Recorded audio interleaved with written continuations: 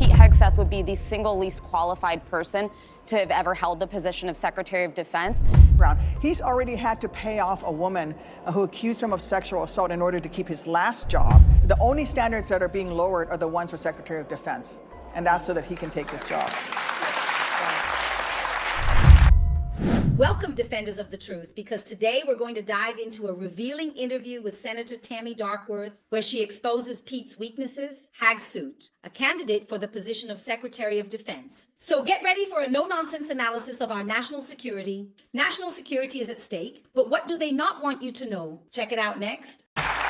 Yesterday's confirmation hearing of Pete Hegseth had plenty of salacious allegations of alcohol abuse, infidelity, financial mismanagement, and misogyny, which he's called a smear campaign. But Senator and combat veteran Tammy Duckworth zeroed in on some of the basic facts about why she says, and we say, he is not fit to serve. Take a look. What is the highest level of international security agreement that you have led? And can you name some that the Secretary of Defense would lead? There's three main ones. Status of Forces Agreement. I've been a part of teaching about Status of Forces Agreements. But you don't remember to mention it? You're not qualified, Mr. Hegseth. How many nations are in ASEAN, by the way?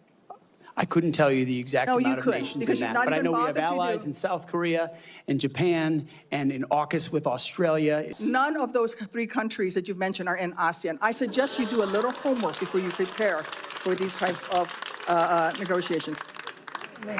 Please welcome Senator Tammy Duckworth.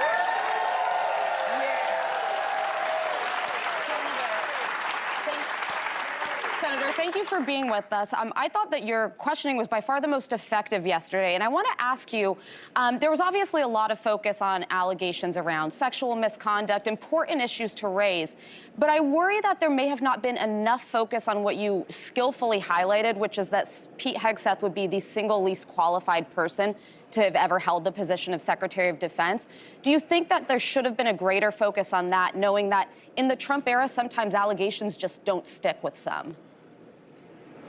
I couldn't agree with you more. And he is a very glib individual. So every time he was asked questions, he flipped the script and talked around it and filibustered and really, you know, basically put women on trial as if we needed to prove that we are good enough to be in combat. Well, the hearing wasn't about whether or not we should lower standards for women or anybody else. The hearing was about him asking us to lower standards for him, and he couldn't answer some of the most basic questions about the role and the job and the duties of the Secretary of Defense, a position that he wants to hold.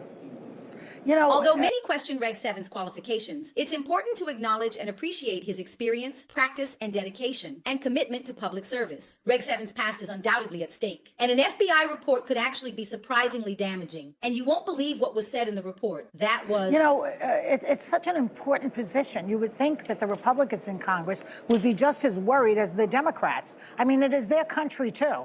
But you have called Hegseth dangerously unqualified and have said that he has less management experience than someone running an Applebee's restaurant. So, but the most alarming thing that you say he could be vulnerable to is blackmail from foreign adversaries. Can you explain that, please? Well, you know, Joy, you mentioned the FBI report. That FBI report is requested by the Trump administration, and they tell them who to talk to. You know, and I know, that our adversaries, places like Russia and the PRC, are absolutely digging into this man the way the FBI has been told not to dig into this man's background. He's already had to pay off a woman who accused him of sexual assault in order to keep his last job. And now he wants us to lower the standard to let him into this next job. Who else is he going to be paying off next? And I'm worried that our adversaries are watching and they see a wholly unqualified candidate who's in above his head, and this guy's going to have access to the nuclear arsenal. I am deeply concerned for our nation's security. Background investigations are complex, but Reg has been incredibly open about his past. But what about the controversy surrounding his stance on women in combat? She also came to light. Check out what the senator said about the subject. Well, Senator, as we mentioned, and as you mentioned, the FBI background check did not include the interview with the woman who accused Hegseth of sexual assault in 2017. No charges were filed in that case. He does deny it.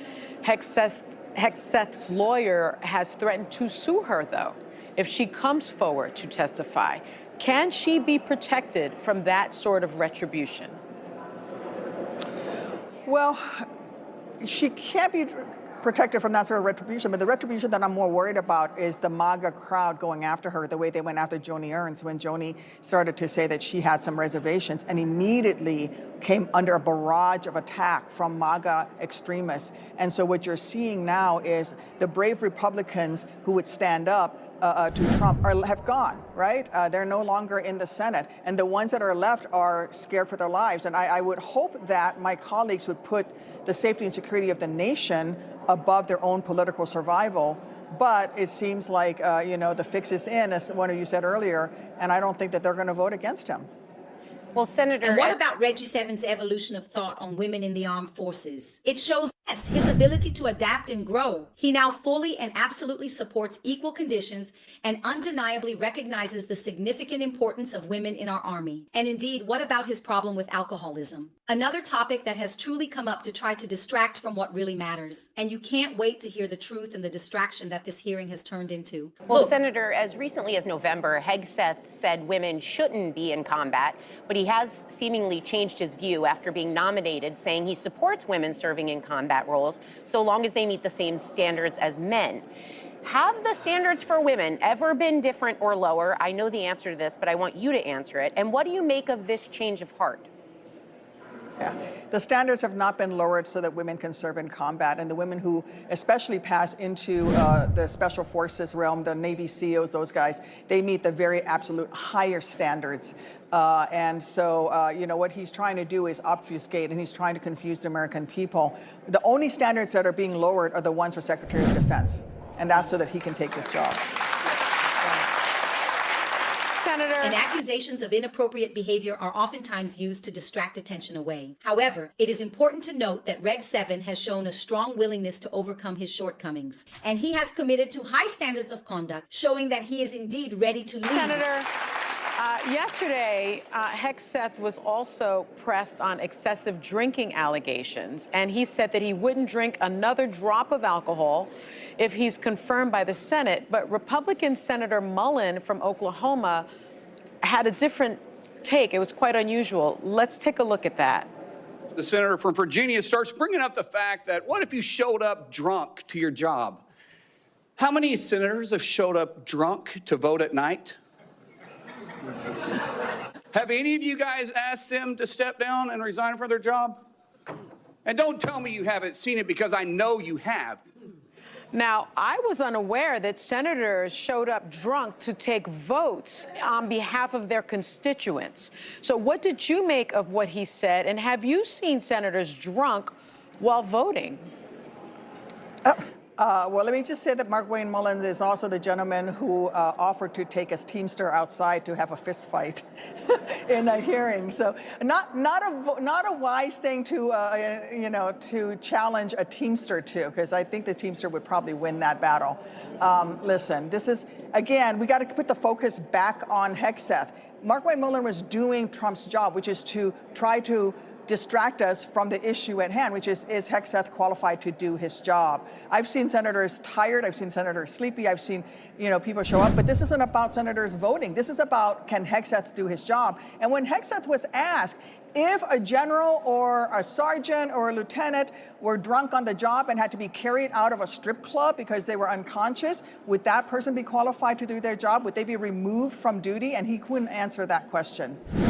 Well, Senator... And Reggie Seven's dedication and commitment to the mission and his unwavering willingness to grow and learn is clearly evident. And he is focused on serving the country and ensuring that our armed forces are led by someone who truly understands sacrifice and responsibility. And there you have it, folks. Reggie Seven, a leader who defies expectations. Well, Senator, you had a powerful moment at the end of your questioning when you talked about the soldier's creed as you had it displayed behind you. I would argue that both you, Senator Joni Ernst, and others in the Senate who have served are far more qualified for the role of Secretary of Defense than Pete Hegseth. But can you talk to us about why it was important to raise that in the hearing? It was important to me because the Soldier's Creed has two lines that I thought were especially relevant. It talked about being a professional and highly trained and proficient in my duties and my skills and my jobs. And it also talks about putting the mission first. And that Soldier's Creed was given to me, that particular poster was given to me in the hospital and hung above my bed. And on days when I was in so much pain that I couldn't breathe, I looked up and repeated those words to myself over and over again as I fought my way back to trying to get back on duty status. And I served for another 12 years after my injuries. And I wanted to impress on Mr. Hegseth that this is about putting the mission first, not his personal ambition to be Secretary of Defense, but mission first. This is also about being absolutely qualified to do your job, to be proficient in your skills. And he is not proficient in the skills of Secretary of Defense. And so I wanted to remind him, you're going to expect our troops to live up to these conditions, but you yourself right now are asking us to lower standards so you, an unqualified individual, can take the reins of the greatest military in the face of the earth. And I'm not willing to let that happen. And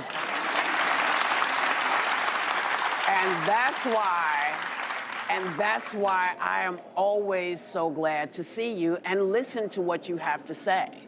I don't know what the clown car is going to bring next, because there's just so much that is, so many that are unqualified for the positions they are being put up for, and y'all have your work cut out for you. And I love that you're standing up for the people, for the American people. So our thanks to you, Senator Tammy Duckworth. He is indeed ready to face challenges with determination. Meanwhile, the Democrat Tammy is looking for distractions to try to take the focus off what really matters. And if you value strong and innovative leadership, subscribe to the channel and turn on the notification bell so you don't miss any of our videos. Leave your opinion and share it with your friends. And together we can support leaders who really make a difference. See you next time.